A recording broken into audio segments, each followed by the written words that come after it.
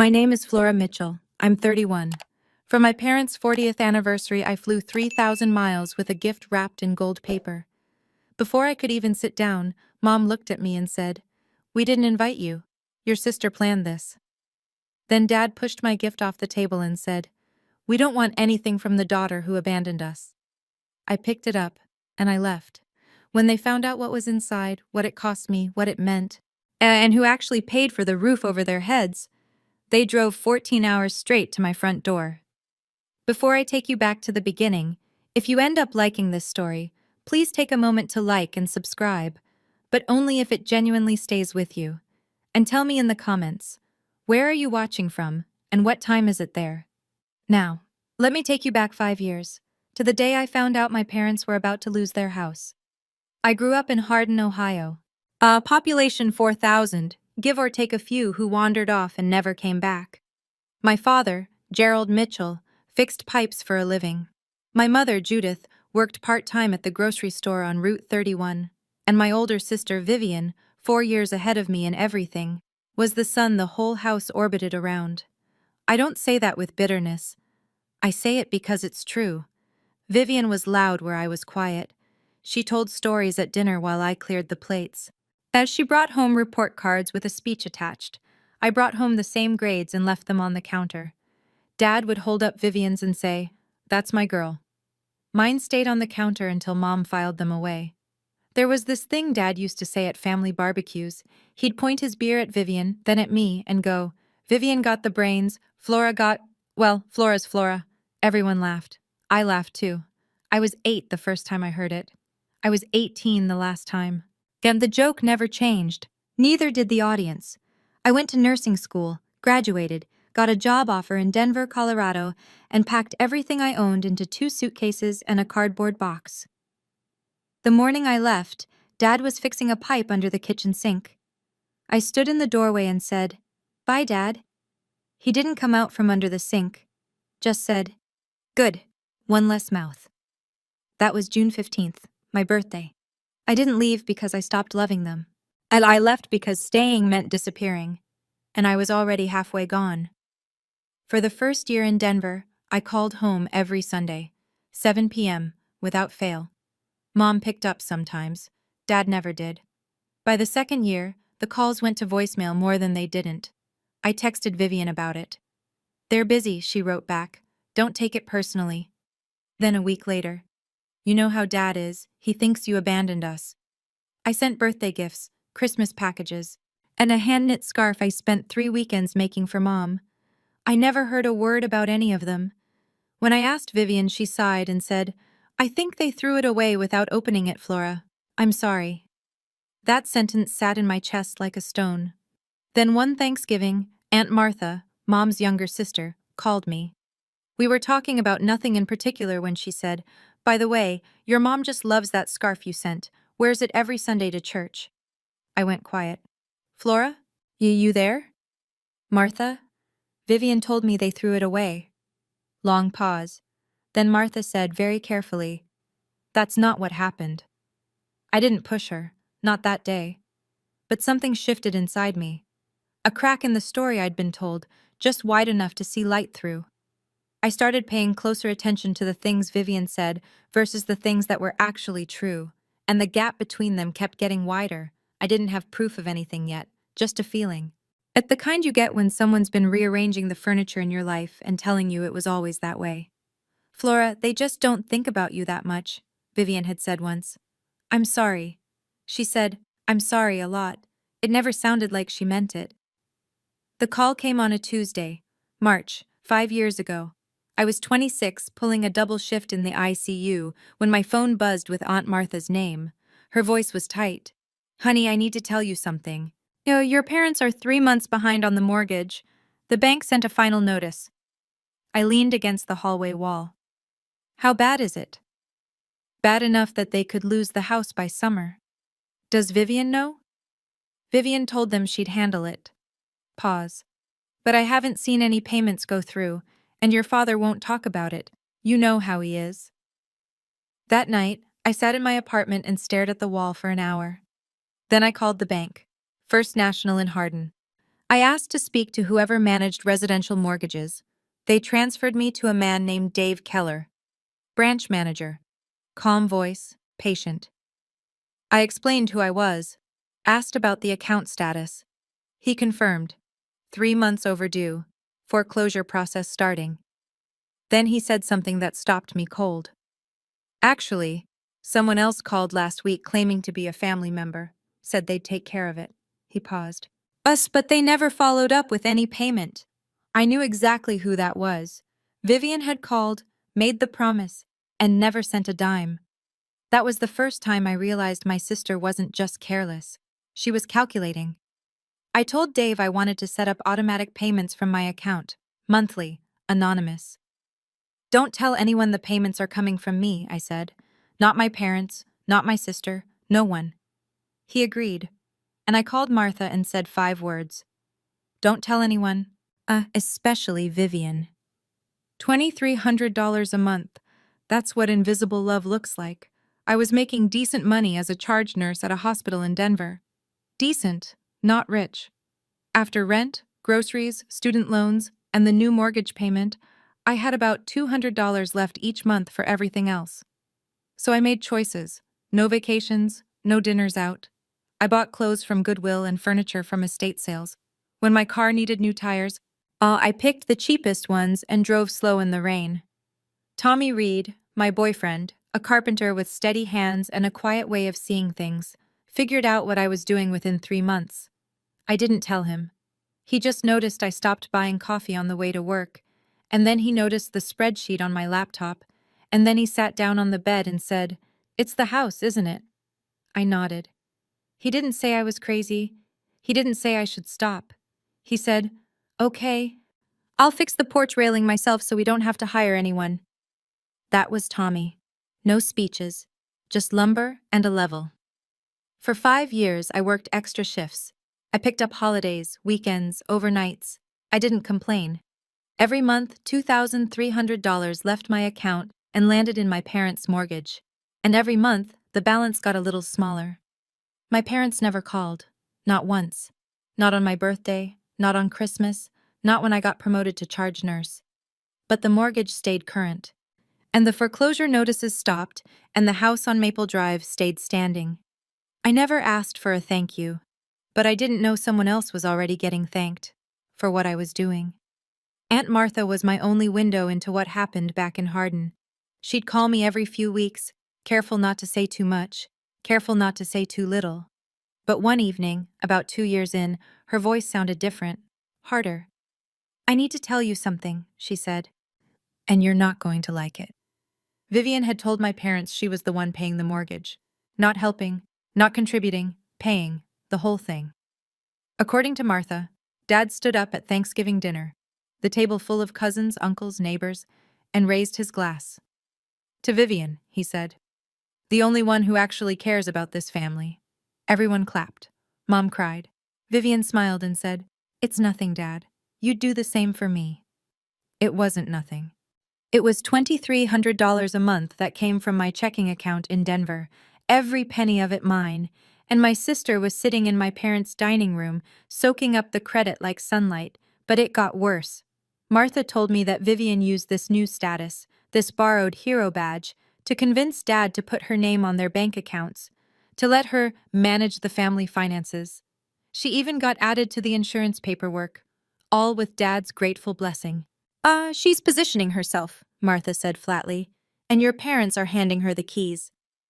I felt sick, but I didn't call them. I didn't expose her. I told myself, as long as the house is safe, it doesn't matter who gets the credit. Then Martha said the thing that cracked me open. "Your father told your cousin Bobby last week, exact words, 'I raised one good daughter and one stranger.'" I hung up, and I didn't call anyone for 3 days. Then the holidays stopped, including me around year 3. Thanksgiving. "Mom's not feeling well," Vivian texted. "Better if you don't come this year." Christmas. "Dad doesn't want any drama. Maybe just call." Easter. Nothing. No text, no call, just silence. But through Martha, I knew the truth. The house was full every holiday. Cousins drove in from Columbus. Uncle Ray brought his famous pie. The neighbors came for dessert. Everyone was there. Everyone except me. Vivian had built a wall around my family and put herself at the gate. And nobody questioned it because, as far as they knew, she was the one keeping the roof over their heads. Meanwhile, I kept paying. Every single month. The balance went from 140,000 down to 80. Then 60. Then 40. I watched the numbers fall on my bank app like some kind of reverse countdown, not to something beginning, but to something ending. Tommy asked me one night while we were doing dishes, "When does this end, Flora?" I dried a plate, set it on the rack. "When the house is paid off," I said. "Then I'll know they're safe. That's enough." He looked at me the way he sometimes did, like he could see the cost of what I was carrying and wished he could split it in half. "Is it, though?" he asked. "Is it enough?" I didn't answer. The final payment cleared in September. 5 years, 60 monthly transfers, $137,412 total. The house on Maple Drive was free and clear, owned outright by Gerald and Judith Mitchell.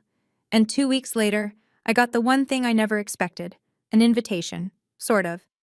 I was scrolling through Facebook on a Sunday morning when I saw it. Vivian's post, bright and public. "Planning Mom and Dad's 40th anniversary party. Family only. October 14th. It's going to be so special." 200 likes, 40 comments. Cousins tagging each other. Neighbors asking what to bring. Uncle Ray promising 3 pies this time. No message to me, no call, no text. I sat with my phone in my hand for a long time. Then I called Vivian. She picked up on the 4th ring. "Flora, hi. I saw the post. When should I book my flight?" Silence. Then, "Oh, I didn't think you'd want to come." "It's their 40th anniversary, Vivian." "I know, but Dad said he doesn't want any awkwardness." "Did Dad say that? Or did you?" Another pause, longer this time. Bet I could hear her recalculating. "I'm just trying to protect everyone, Flora." "From what? From me showing up to my own parents' anniversary?" "It's not like that." "Then what is it like?" She exhaled, sharp and thin. "Look, I just don't want this to turn into a thing. You haven't been around. People will ask questions." "Let them ask." "Flora." "I'll be there." I hung up. My hands were shaking. Not from anger, from something deeper. 5 years of silence. And my sister was still deciding whether I existed. That night, I lay in bed staring at the ceiling. Tommy rolled over and said, "You're going, aren't you?" "Yeah." "Good." He paused. "What are you bringing?" I thought about it for exactly 1 second. The truth. He didn't ask what I meant, but I think he already knew. And somewhere in that dark room, something inside me shifted from hoping to deciding. "You don't get to erase me from my own family, Vivian. Not anymore." The next morning, I called Dave Keller at First National. "Dave, it's Flora Mitchell." "Flora, good to hear from you. Congratulations, by the way. That last payment went through clean." "That's actually why I'm calling. I need the original mortgage satisfaction certificate and a full statement of all payments made over the past 5 years. Every transaction, every date." He was quiet for a moment. "You sure you want all of that? It shows everything. Your name, your account, every transfer." "That's exactly why I want it. Give me a few days. I'll have it all notarized and ready." The package arrived the following week. A thick manila envelope from First National Bank. Inside, the payoff certificate, crisp, official, stamped with the bank seal. Behind it, 60 pages of transaction records. My name on every single one. I also wrote a letter. 1 page handwritten on plain white paper. I won't tell you what it said, not yet. But I'll say this. It took me 4 tries to get through it without crying, and when I finally sealed it, my hands were steady. I put everything into a box. A nice one, sturdy, from the craft store on 6th. Then I wrapped it in gold paper. Not because I'm fancy, but because it was my parents' wedding color. 40 years ago, their cake had gold ribbons. Mom kept one in her jewelry box for decades. I thought she'd remember. The morning of my flight, Tommy drove me to the airport. At the curb, he held my bag while I stood there with the gold box tucked under my arm. "Whatever happens," he said, "you already did the right thing." 5 years of the right thing. I kissed him and walked inside. I didn't know then that I'd be back in less than 24 hours, without the box. The flight from Denver to Columbus was 3 hours and 12 minutes. I spent all of it with the gold box on my lap, running my thumb along the edge of the wrapping. I rented a car at the airport, a small gray sedan. Drove east on I-70 for an hour and a half until the highway narrowed into two-lane roads and the landscape turned into the flat, green, wide-open Ohio I remembered. Grain silos, white churches, that gas station on Route 31 that's been closing soon since I was in middle school. I turned onto Maple Drive at 4:15 in the afternoon, and there it was, the house. Same brown siding, same chain-link fence, same cracked driveway. But today there were balloons tied to the mailbox. A homemade banner hung across the porch, Happy 40th Gerald and Judith. Cars lined both sides of the street. I counted at least 20. I parked at the end of the block, cut the engine, sat there. Through the front windows I could see people moving. I could hear music, something country, turned up just enough to leak through the walls. Laughter. Voices layered over each other the way they do when a room is full. 60 people inside, and not one of them expecting me. And I looked at the gold box on the passenger seat. The corner of the wrapping had creased during the flight. I smoothed it with my fingertip. What if they still don't want me? What if I walk in there and nothing changes? I sat for 10 minutes, watched the light shift through the trees. Then I picked up the box, opened the car door, and stepped onto the sidewalk. The front door was 30 yards away. It might as well have been 3,000 miles. Then I opened the screen door and stepped inside. The living room had been rearranged. Tables pushed together in an L shape, covered in white cloth. Folding chairs borrowed from the church lined every wall. Flower arrangements sat on every flat surface. Vivian's touch, no doubt. A slideshow played on a laptop in the corner. Photos of Mom and Dad through the years. I wasn't in many of them. A few heads turned, then a few more. Mrs. Patterson, our old neighbor, was the first to speak. "Flora? Oh my goodness! We haven't seen you in years!" She said it loud enough that half the room heard. Conversations dimmed. Forks paused. Eyes moved from me to the gold box in my hands, then back to me. I scanned the room. Uncle Ray by the food table, Cousin Bobby near the window. A dozen faces I half recognized, and a dozen I didn't. Then I found her. Aunt Martha. She was standing near the kitchen doorway with a glass of iced tea, and the moment she saw me, her hand froze halfway to her mouth. But her eyes dropped to the box, then widened. She knew. She knew exactly what I was carrying. We looked at each other across the room. 5 years of secret keeping passed between us in a single glance. I could see the question on her face. "Are you sure?" I gave a small nod. Martha set her glass down and pressed her lips together. Then she nodded back. Just once. Firm. Behind me, the screen door creaked shut. In front of me, the murmur of the room rebuilt itself. Quieter now, but with a new frequency underneath, the low hum of something unexpected. People were watching, and I hadn't even said a word yet. Vivian was mid-sentence when she saw me. She'd been standing at the head of the table with a champagne glass, giving what sounded like the tail end of a toast. "And I'm so grateful I could give back to you both, especially with the house. Everything I've done, I did out of love." Applause, a few raised glasses, and Dad nodded from his chair like a king receiving tribute. Then Vivian's eyes drifted past the crowd and landed on me. The change was instant, not dramatic. She was too practiced for that. Just a flicker, a tightening around the mouth.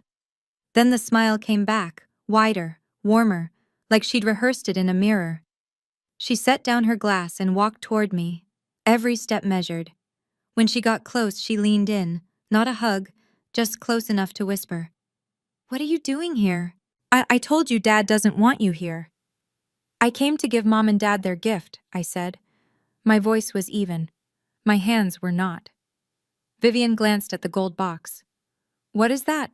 Some last-minute thing from the airport gift shop?" I didn't answer. She stepped closer. "You should go, before Dad sees you." But it was too late. Across the room, Dad had turned in his chair, and Mom, sitting beside him, was already staring. In that moment, And I remembered something Dave Keller had said when he handed me the documents. Miss Mitchell, this is one of the most selfless things I've seen in 20 years at this bank. Your parents are lucky. Lucky. Standing in that living room, watching my sister block my path and my father's jaw tighten at the sight of me. Lucky felt like a word from someone else's language. But I kept walking. Mom saw me before Dad said anything.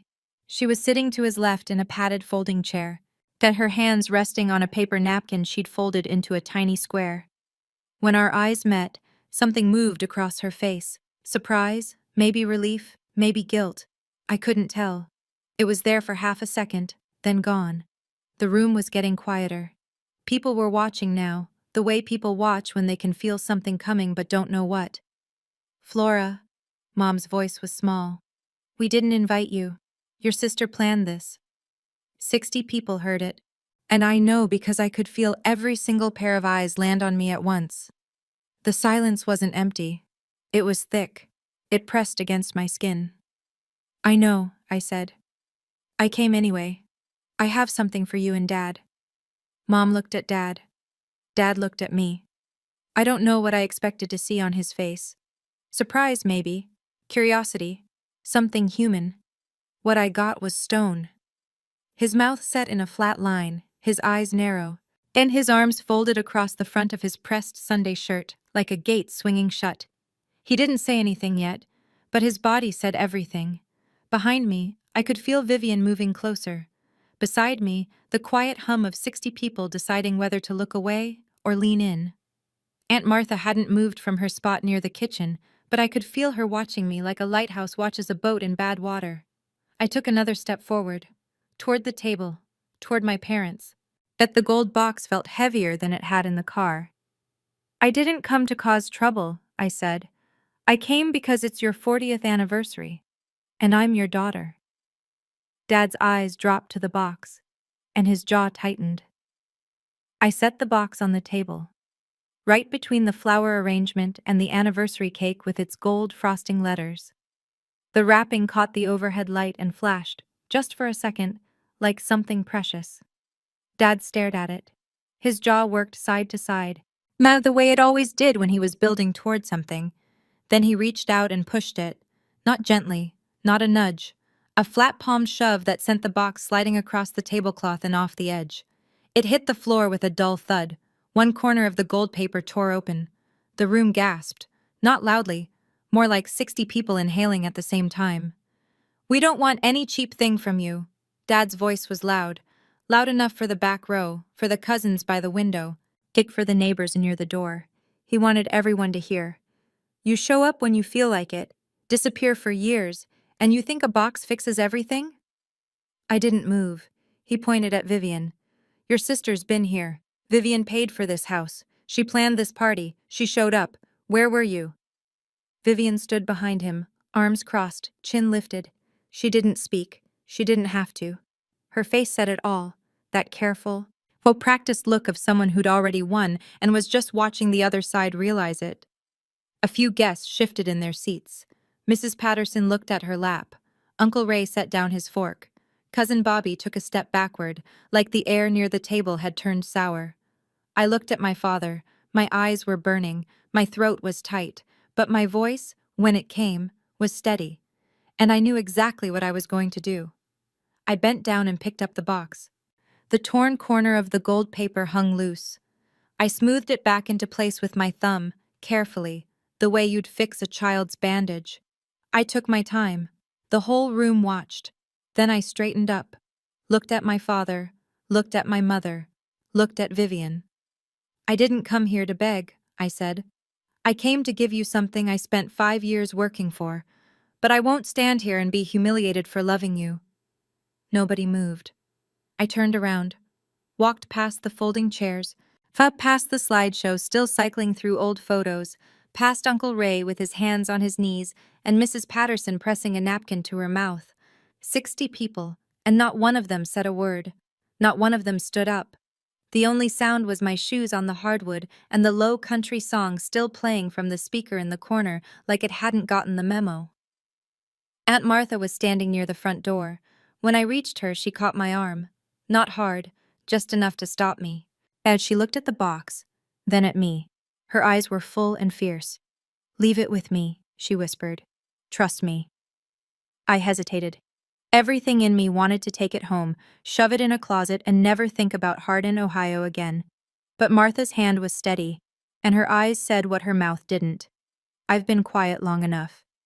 I placed the gold box in her hands. Then I walked out the front door, down the porch steps, and into the October air.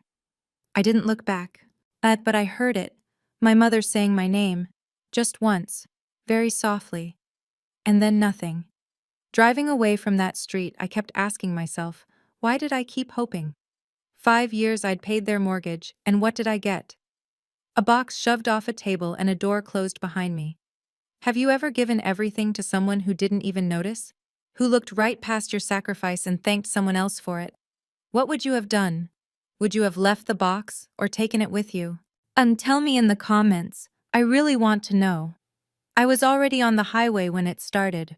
I didn't see it happen, but Martha told me every detail later, and she's not a woman who exaggerates. If anything, she undersells. So when she told me what went down in that living room after I left, I believed every word. Here's what happened. The party tried to recover. Vivian clapped her hands and said, "Okay, everyone, let's not let this ruin Mom and Dad's night." Who wants cake?" A few people murmured. Someone picked up a fork. The music kept playing. But Martha didn't move. She stood near the door, holding my gold box, watching the room try to paste itself back together.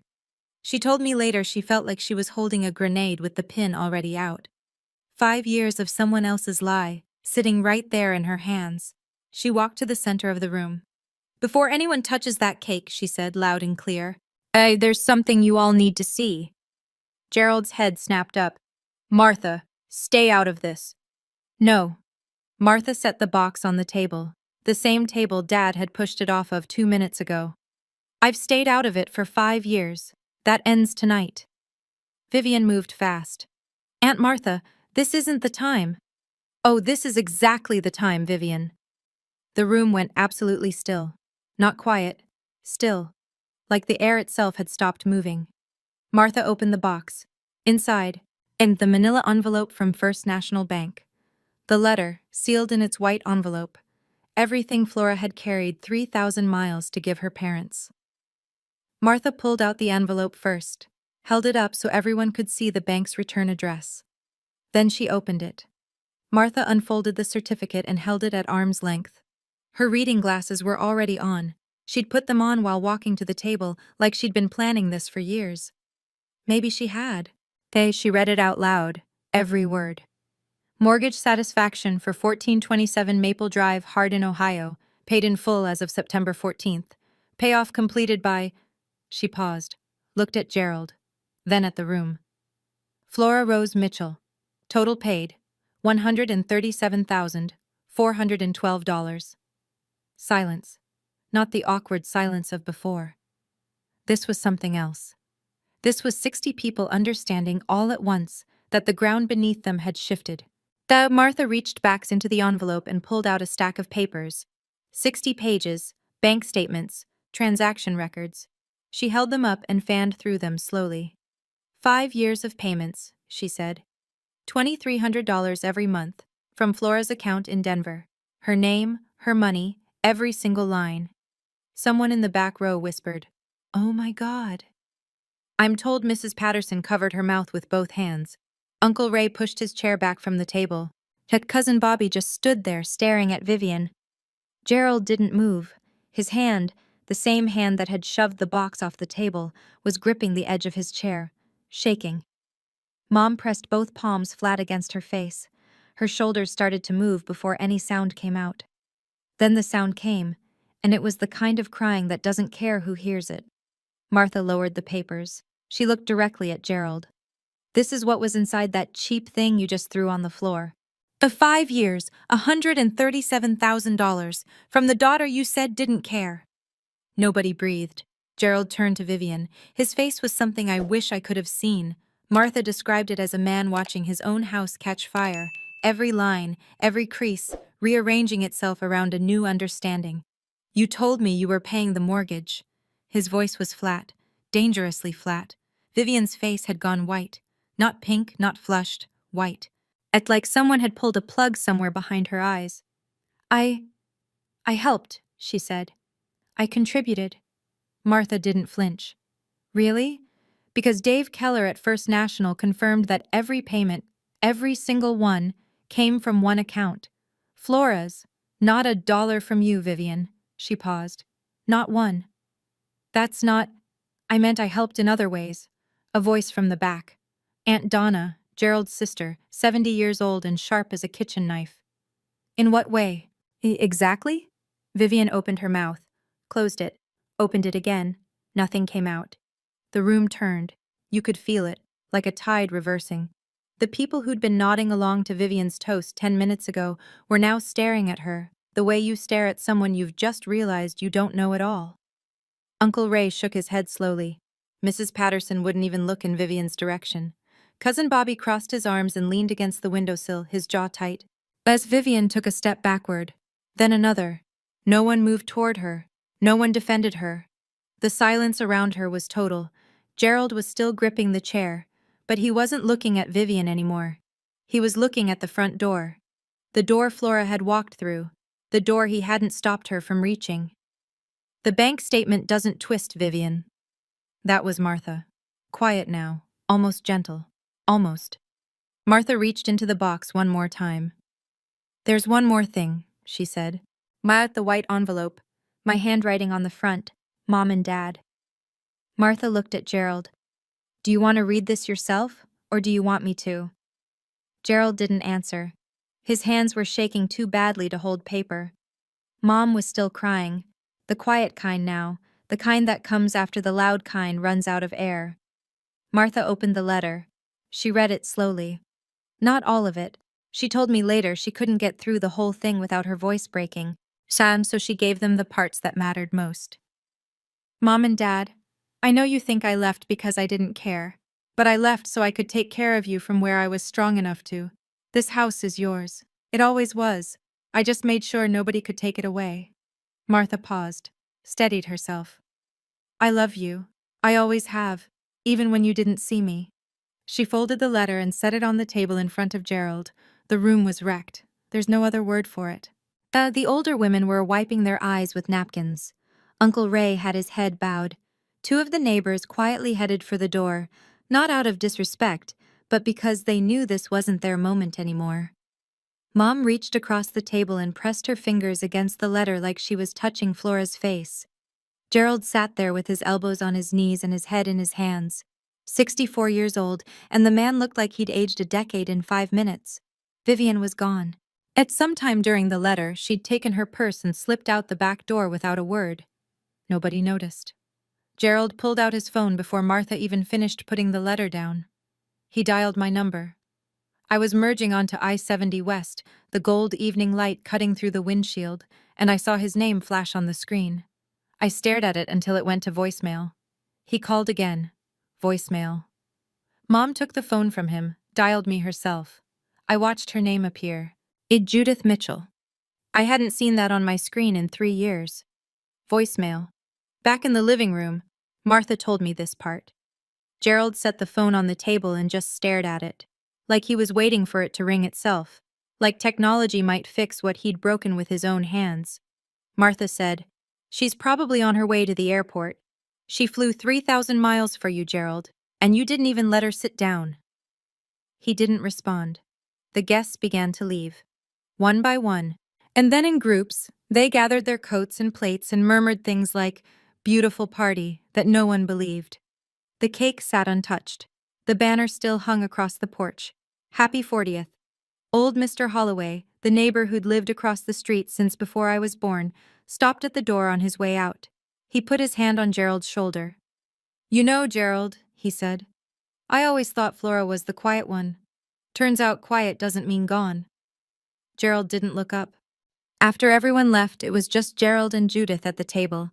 Paper plates, cold food, a banner swaying in the draft from the screen door, and a letter from a daughter they hadn't spoken to in years, sitting open on the table between them. Martha told me they sat at that table for 3 hours. Judith didn't move the letter. She kept her hand on it like an anchor. Gerald read the bank statements, all 60 pages, one by one, running his finger down the columns of numbers. Every month. Every amount. My name, repeated 60 times like a heartbeat he'd been too deaf to hear. Around 11 o'clock, Martha went home. She'd offered to stay, but Gerald waved her off without looking up. Go, Martha. We need to sit with this. At midnight, Gerald finally spoke. I pushed it off the table, Judy. Judith looked at him. I pushed my own daughter's heart off the table. His voice cracked on the word heart. Martha told me later that she'd called Judith the next morning. And Judith said it was the first time in 40 years of marriage she'd heard Gerald Mitchell cry. Not tear up, cry. Judith put her hand over his. Then we drive, she said. It's 14 hours. Then we leave now. Gerald looked at her. Something passed between them. Not words, not even a decision. More like a surrender. The kind that happens when you finally stop fighting the thing you already know is true. At 3 in the morning, Gerald backed his pickup out of the driveway. And Judith climbed in with a thermos of coffee and the gold box, rewrapped by Martha before she left. They pulled onto Route 31 heading west. Didn't call ahead, didn't text, just drove. The odometer turned over mile after mile in the dark. Ohio, Indiana, Illinois, Nebraska, Wyoming, Utah, Colorado. 14 hours. At that exact moment, I was 30,000 feet in the air, flying home, staring at the empty seat next to me where a gold-wrapped box used to be. As Tommy was waiting at Denver International when I walked out of the terminal. He didn't ask how it went. He could see it on my face. He just picked up my bag, put his arm around my shoulders, and walked me to the truck. We drove home in silence. Not the uncomfortable kind. The kind where someone loves you enough to know that words would only make it heavier. When we got inside, I sat down on the couch. I didn't take off my jacket, didn't turn on the lights. It just sat there in the dark living room while Tommy locked the front door and put the kettle on. Then it hit me. Not slowly, not like a wave building, like a wall falling. I pressed my face into the throw pillow and cried in a way I hadn't cried since I was a child. Loud, graceless, shaking. Tommy sat beside me. He put his hand on my back and he didn't say a word. Not, it's okay, not, they don't deserve you, not any of the things people say when they don't know what else to offer. He just stayed. After a long time, I sat up, wiped my face with my sleeve, turned off my phone. I didn't want to hear from anyone in Ohio. Not tonight, not yet. The next morning, I did what I always do. Got up at 5, made coffee, sat on the front porch in my bathrobe with the mug warm in my hands, watching the Denver sky lighten from black to gray to blue. Was I wrong to go? Was I wrong to hope? I kept turning it over, like a stone in my pocket I couldn't stop touching. And at exactly 6:07 a.m., I heard a car pull up. I didn't recognize the truck at first. A dusty white pickup, road grime on the fenders, Ohio plates. It parked crooked against the curb, like whoever was driving had stopped in a hurry. The engine ticked in the morning quiet. Then the driver's door opened, and my father stepped out. Gerald Mitchell, 64 years old, rumpled flannel shirt, same one from the party, eyes red-rimmed. Hair pushed to one side from 14 hours of leaning against a headrest. He looked like he'd aged 5 years overnight.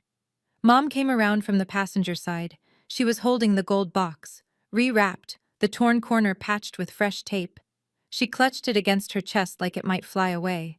They stood at the end of my walkway, 20 feet of concrete between us. Dad didn't move. He just stood there, his hands at his sides, his mouth working like he was chewing on something that wouldn't go down. 14 hours of driving, and he still didn't know what to say first. I stayed on the porch, coffee in hand, bathrobe, bare feet on cold wood. We looked at each other. The neighborhood was waking up. A dog barked somewhere. A sprinkler hissed on 2 doors down. The whole ordinary world kept moving around us while we stood still. Then my father spoke. His voice was hoarse, stripped down to nothing. I'm sorry, Flora. 3 words, 7 letters, and they were the 3 words I'd waited my entire life to hear from that man. He swallowed, tried again. I pushed away the only person who was actually holding us up. I didn't run to him. I didn't collapse. I stood on my porch with my coffee getting cold, and I let those words land where they needed to land. Mom broke first.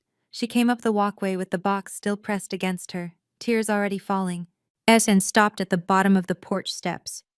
She didn't try to come up. She waited. I knew. Her voice was barely there. Deep down, I knew Vivian wasn't telling the truth. I saw things that didn't add up, and I told myself it wasn't my place to question. But I was scared. Scared of your father, scared of losing Vivian, scared of everything. She looked up at me. I let him push your gift off the table, Flora, in front of everyone, and I just sat there. I know. Mom. I'll never forgive myself for that. I looked at her for a long time, at the box in her arms, at the tape on the corner, at the dark circles under her eyes. Then I stepped aside and held the door open. Come in, I said. Both of you. It wasn't warm. I want to be honest about that. I didn't fall into anyone's arms. I made tea. I set out mugs. I moved through my own kitchen with the steady efficiency of a woman who's spent 5 years taking care of people without being thanked for it. And then I let that rhythm carry me because it was the only thing keeping my hands from shaking. Tommy came out of the bedroom, said a quiet hello, shook Gerald's hand, and disappeared into the garage. He knew this wasn't his conversation. We sat at my kitchen table, the $4 estate sale table I'd eaten 1,000 quiet dinners at, and I said the thing I'd carried even longer than the mortgage. I love you, but I won't go back to being invisible. Mom nodded, fast and broken. And Dad just looked at his hands. I'm glad you came, I said. But showing up once doesn't erase 5 years of silence. Dad nodded. He didn't argue, didn't explain, didn't tell me I was being unfair. That, more than the apology, told me something had actually shifted. Over the next hour, they told me what happened after I left the party. The news traveled the way news always does in a small town, fast and without mercy. By Sunday morning, and half of Hardin knew that Vivian Mitchell had lied about paying her parents' mortgage. By Monday, the other half knew. The church prayer group, the grocery store, the diner on Main where Dad had coffee every morning. People didn't confront Vivian directly. They didn't have to. They just stopped calling, stopped waving, stopped saving her a seat. In a town of 4,000, silence is its own verdict. Gerald told me he'd removed Vivian's name from every joint account. Went to the bank that Tuesday, sat across from Dave Keller, who handled it without a single "I told you so," and signed the papers himself. She had access to things she shouldn't have, Dad said quietly. That's on me. They also hired a local attorney to audit everything Vivian had touched. It was precautionary, Dad said. But the look on his face told me he was afraid of what they'd find. Vivian, for her part, sent a group text to the whole family 3 days after the party. A long, winding message about how Martha had manipulated the situation and turned everyone against her. She called herself the real victim. Nobody replied. Martha sent me a screenshot and a single line. The whole town's talking, not about the money, about the kind of person you are. I read it twice. Then I put my phone down and went back to work. Before they left, I sat them down one more time. The tea was cold by then. The morning sun had moved across the kitchen floor and reached the far wall. We'd been talking for 3 hours, and most of it had been them talking. I'd listened.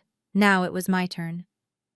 If we're going to rebuild this, I said, I need a few things. Dad straightened in his chair. Mom folded her hands. I need you to call me, not just when something goes wrong, regularly. I need to hear from you because you want to, not because you feel guilty. Dad nodded. I need you to stop letting one person decide who's in this family and who's not. That goes for Vivian, and it goes for anyone else. Another nod. And I need you to never, ever let anyone speak for me again. If you want to know how I feel, ask me. Not my sister, not a neighbor, me. The kitchen was quiet. The refrigerator hummed. Somewhere outside, Tommy's saw started up in the garage, a faint buzz through the wall. Dad cleared his throat. Can I? He stopped, started again. Can I hug you? I looked at him for a long time. This man who'd called me one less mouth, who'd pushed my gift off a table in front of 60 people, who'd driven 14 hours through the night with red eyes and a cracked voice to stand in my driveway and say 3 words. I stood up, walked around the table, and let him hold me. It wasn't forgiveness yet. I want to be clear about that. It was a door I chose to leave open, and there's a difference. I don't need you to make up for the past, I said into his shoulder. I need you to show up for the future. He held on tighter. That was 3 months ago. Dad calls every Sunday now.